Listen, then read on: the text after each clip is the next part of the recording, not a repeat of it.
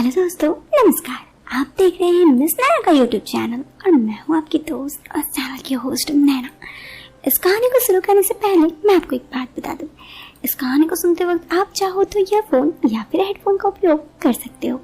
इससे इस कहानी की ऑडियो क्वालिटी आपको पसंद आएगी। साथ ही दोस्तों, एक और बात, अगर आप चाहो कि आपको ये वीडियो पसंद आई तो आप इस वीडियो को लाइक कर सकते हैं। इससे हमें भी मोटिवेशन मिलेगा और भी इंटरेस्टिंग कहानियाँ आप सबके सामने लेकर आने के लिए। चलिए आज इस कहानी को शुरू करते हैं।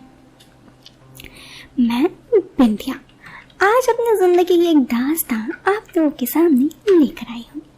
उम्मीद है आपको मेरी जिंदगी की एक सच्ची दास्तान पसंद आएगी। इससे पहले कि मैं आपको कहानी बताऊं, जरा आप मेरे बारे में सुन लो। मैं एक सिंपल सी साधारण सी औरत हूँ। मेरी शादी को हुए अभी करीब 5-6 साल हो चुके हैं।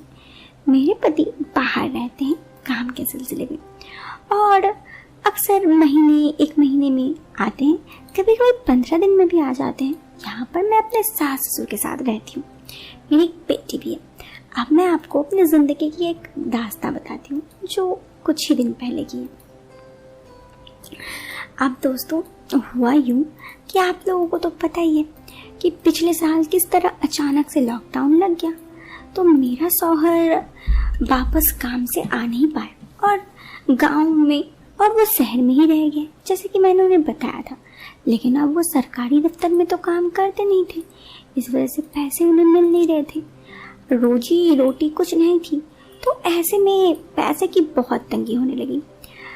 करीब 15 दिन इसी तरह से गुजर गए। लेकिन जब पैसे से दिक्कत ज़्यादा होने लगी तो हमने सोचा कि एक काम करते हैं।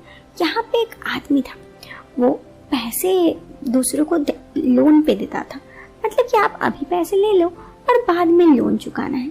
अब मेरे पास घर पे खाने वाने के भी पैसे नहीं थे, सास ससुर भी थे। मैंने अपने पति से बात की। मेरे पति को भी कुछ पैसे चाहिए थे, उन्हें भी पैसे की काफ़ी दिक्कत ही हो रही थी। तो उन्होंने कहा कि एक काम करो, तुम वहाँ से लोन में कुछ पैसे ले आओ और फिर बाद में जब सब कुछ ठीक हो जाएगा लॉकडाउन, तो मैं पैसे वापस भेज दूंगा। मैंने कहा हाँ, ये सही रहेगा, क्योंकि पैसों की तो काफ़ी दिक्कतें हो ही रही थी। तो दोस्तों, मैं ये सब सोचकर वहाँ पे गई और उस आदमी से पैसे उधारी पे ले आई। इस तरह से पैसे की तिलक तो खत्म हो गई। करीब 2 महीने तक सही रहा, लेकिन स्थिति सुधार में नहीं आई। भले ही लॉकडाउन खुल गया था, लेकिन मेरे पति का काम सही से नहीं हो रहा था। उन्हें पगार भी नहीं मिल रही थी कि वो पैसे दे पाए। अब पैसे यहाँ पर हमें और नहीं मिल रहा था। मेरे पति अपने आप का तो मैनेज कर ले रहे थे, लेकिन यहाँ पे पैसा नहीं भेज पा रहे थे। तो मैंने अपने पति को कहा कि ठीक है, मैं यहाँ पे कुछ करके पैसे जुगाड़ कर लेती हूँ, आप अपना देख लो। मेरे पति ने कहा ठीक है, तुम कोई दिक्कत होगा तो मुझे बताना। मुझे पता था दिक्कतें तो यहाँ पे आएंगी, लेकिन मेरे शौहर तो खुद वहाँ पे परेशान थे, तो उन्हें क्या बताती, इसीलिए मैं उन्हें कुछ न बताई। अब यहाँ पर ऐसे ही करीब कई महीने बीत गए।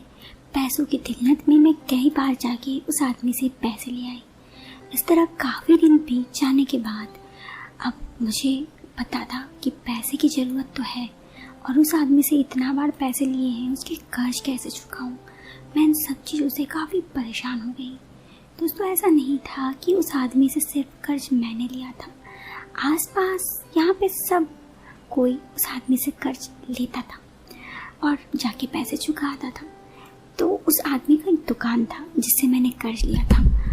एक बार की बात है, मैं उसके दुकान में गई और फिर उससे जाकर कुछ पैसे मांगे।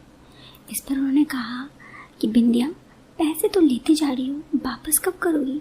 मैंने कहा बहुत जल्दी। उसने कहा ठीक है, जल्दी कर देना, तुमसे कई दफ़ा पैसे मांग चुका हूँ मैं। मैंने कहा हाँ, मैं 1 महीना में कर दूँगी, आप बस 1 महीना तक का पैसा दे दो। दोस्तों, उसके बाद 1 महीने तक में वो पैसे मैं 3 से 4 बार जाकर उनसे ले आई, लेकिन पैसे नहीं दे पा रही थी उन्हें। इसी बीच मेरे पति का भी एक बार तबीयत खराब हो गया। मुझे अचानक से बहुत पैसों की ज़रूरत पड़ गई। मैं दुकानदार से जाके पैसे ली तो उसने कहा अब तो मैं दोबारा पैसे नहीं दे सकता, तुम पहले ही इतना पैसे ले चुकी हो और पैसे दे भी नहीं रही हो, और कितने पैसे दूँ? मैंने कहा बस इस दफ़ा दे दीजिए, मेरे पति बीमार है उसने कहा देखो बिंदिया, इस दफ़ा तो पैसे दे दिए, लेकिन 2 दिन बाद मुझे पैसे वापस चाहिए। 2 दिन बाद मैं उसका घर तो गई नहीं, क्योंकि मुझे पता था कि अगर उसके वहाँ जाऊँगी तो पैसे ही मांगेगा। तो दोस्तों उसके बाद जानते हैं आप क्या हुआ? सच्ची दास्तान जो मैं आपको बता रही हूँ। काफ़ी दिन ऐसे ही बीत गए। मुझे लगा कि अब तो दिक्कतें हो रही है। उस आदमी ने फिर किसी को अपना मेरे घर भेजा। अब वो आदमी आके मुझे सुना के गया। मैं उसके दुकान गई और जाके रोने लगी कि मेरे पास पैसे नहीं है, ये वो। उसने मुझे बहुत कुछ सुनाया कि पैसे ले नहीं सकती हो, दे नहीं सकती हो तो ले क्यों गई।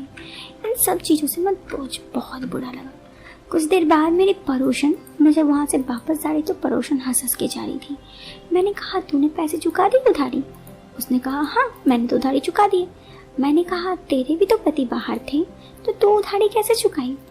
उसने कहा पैसे से नहीं, किसी और चीज़ से मैंने चुका दी उधारी। मैंने कहा क्या? तो उसने कहा औरत है, इतना तो समझती है, समझ जा। मैंने कहा पर ऐसे कैसे? उसने कहा देख बिंदिया, बात जैसे तेरी है मेरी भी है, तुझसे ज़्यादा मेरे पैसों की दिक्कत थी, देखो तो पता ही है मेरे सास भी बीमार पड़ी थी। मैंने कहा हाँ। तो उसने कहा पैसे की ज़रूरत थी, और वो आदमी 1 नंबर का ऐसा है कि किसी पे भी दीवाना हो जाता है, बड़ा दीवाना किस्म का आदमी है। तो मैंने उससे जाकर कही कि देखो आप एक काम करो, एक दफ़ा मुझे। तो उसने भी कहा कि ठीक है तुम मेरे साथ प्यार कर लो, बदले में मैं तुम्हारा पैसा उधारी माफ़ कर दूंगा। मैंने कहा ये सब बात तो मुझसे वो आदमी नहीं किया। उसने कहा बिंदिया तू तो देखने में खुद ही अच्छी है, उससे जाकर एक बार मीठी बोल तो बोल। मुझे लगा ये मेरी दोस्त मेरी पड़ोसन से ही बोल रही है। दूसरा दिन मैं उस आदमी के पास जिससे मैंने पैसा लिया था, उस दुकानदार के पास गया, सेठ जी, और सेठ जी से कहा सेठ जी। तो उसने कहा क्यों पैसे चाहिए? मैंने कहा नहीं सेठ जी उधारी चुकाना था। उन्होंने कहा कैसी? मैं अपने आप को देखी, उनको देखी और देख के ज़रा मुस्कुरा दी, वो समझ गए। मैंने कहा देखिए अब मैं ऐसे पैसे तो नहीं चुका सकती, लेकिन पैसे के बदले जो आप चाहो वो ले सकते हो। उनके बातों पर, मेरे बातों पे वो समझ गए। उन्होंने भी मुस्कुरा दी और कही वाह अब तो बिंदिया लगती है समझदार हो गई। मैंने कहा मैं तो पहले से ही समझदार हूँ, आपने ही कुछ नहीं कहा था। दोस्तों फिर क्या था, उस आदमी ने मेरी बातों को सुन लिया और मैं उसके साथ थोड़ी देर के लिए उसके पीछे जो गलियाना था वहाँ पे गई, थोड़ा देर उसके साथ समय बिताई, फिर आ गई। उसने मुझे ऐसे ही 5-6 बार बुलाई, फिर मेरे पैसे भी चुकता हो गए। अब तो ऐसा था कि हर महीने में उसी के पास से जाके पैसे ले आती। मेरे पति को मैंने कहा कि यहाँ पे मैं काम कर रही हूँ दूसरे के घर पे, जो पैसे आते हैं वो आपको भेज देती हूँ। इस चीज़ से मेरे पति भी खुश हो गए। अब मेरे को मेरे पति का भी चिंता ना था और घर भी सही से चल रहा था। इसी तरह मैंने पैसे लेकर उधार भी चुका दी। दोस्तों ये थी मेरी ज़िंदगी की दास्तान। आपको कैसी लगी आप मुझे कमेंट बॉक्स में कमेंट करके ज़रूर बताना। इंटरेस्टिंग लगी हो तो वीडियो को लाइक करना।